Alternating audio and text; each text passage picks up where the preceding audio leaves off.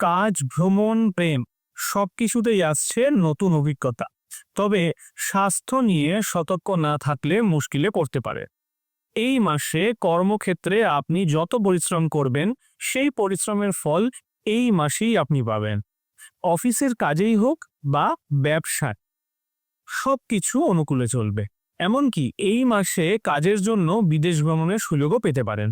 আর ভ্রমণের পথে ধর্মীয় স্থান দেখার সুযোগও আপনি পেয়ে যেতে পারেন। শিক্ষার্থীদের জন্য সময়টা বেশ ভালো।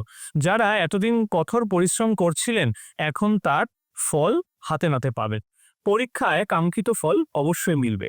মুখে হাসি ফুটবে আর মনের ইচ্ছে পূরণের সম্ভাবনাও থাকবে। পারিবারিক জীবন বেশ ভালোই কাটবে, বিশেষ করে মাসের প্রথমার্ধে। সম্পর্ক মজবুত থাকবে, তবে মাঝে মাঝে ছোটখাটো সমস্যা দেখা দিতে পারে। সতর্ক থাকবেন যেন কাউকে কটু কথা না বলে ফেলেন। এতে পরিবারের পরিবেশ কিন্তু নষ্ট হতে পারে। আর্থিকভাবে সচ্ছলতা থাকবে, আয়ের সুযোগও আসবে, আর পরিবারের আর্থিক অবস্থারও উন্নতির দিকে যাবে। বন্ধুত্ব থেকে প্রেমের পথ খুলে যেতে পারে এই মাসে। যদি অবিবাহিত হয়ে থাকেন আপনি, তবে কোনো বিশেষ বন্ধুর সঙ্গে সম্পর্ক আরো ঘনিষ্ঠ হবে।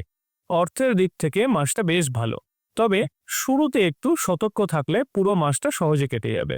ধর্মীয় কাজেও কিছু অর্থ ব্যয় হতে পারে এই মাসে। স্বাস্থ্য নিয়ে অবশ্যই সচেতন থাকতে হবে আপনাদের। খাবারের প্রতি অবহেলা করলে কিন্তু অসুস্থ হয়ে পড়তে পারে। খাদ্যাভ্যাস ঠিক রাখুন, সতর্ক থাকুন, তাহলেই সমস্যার ঝুঁকি অবশ্যই কমবে।